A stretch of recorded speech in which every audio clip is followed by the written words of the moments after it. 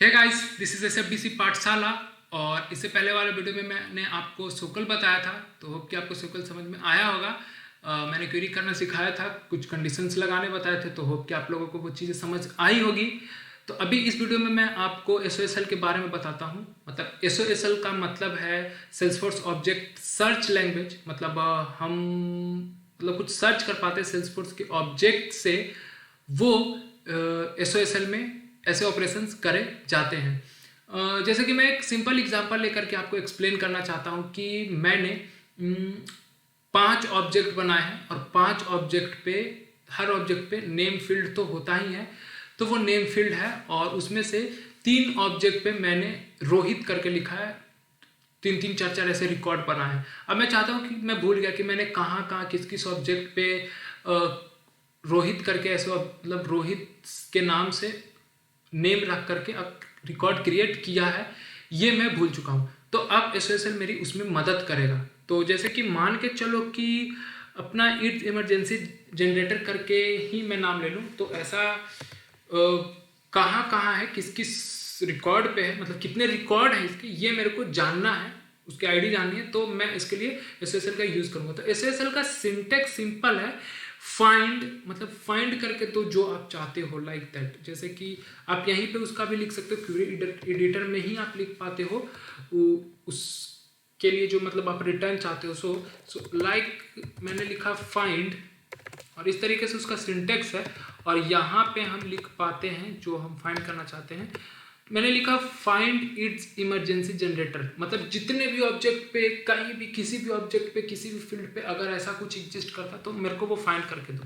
मैंने एग्जीक्यूट जैसे ही करा, इसने 2 रिकॉर्ड फाइंड करके दिए कि हाँ ये रिकॉर्ड एग्जिस्ट करता है।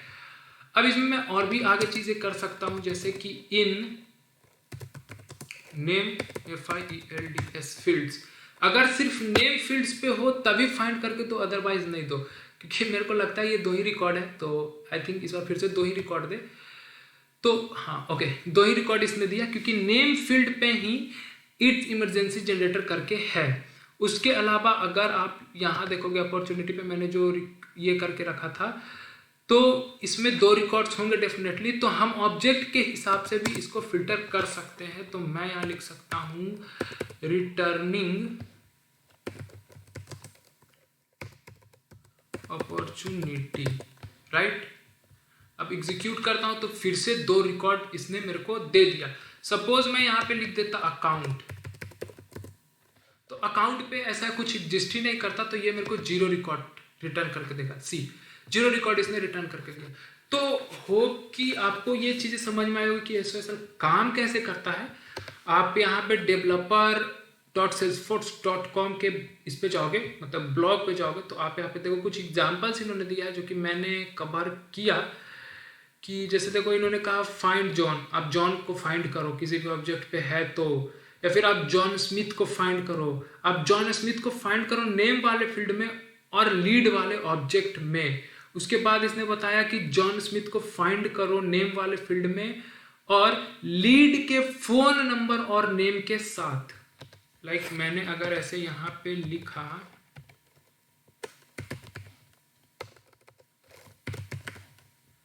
नेम अपॉर्चुनिटी, तो देखो इसने नेम ला करके दिया। मैंने सिर्फ नेम मांगा तो उसने नेम ला कर दिया। अगर मैं साथ में आईडी मांगता तो ये आईडी और नेम ला करके देता मेरे को।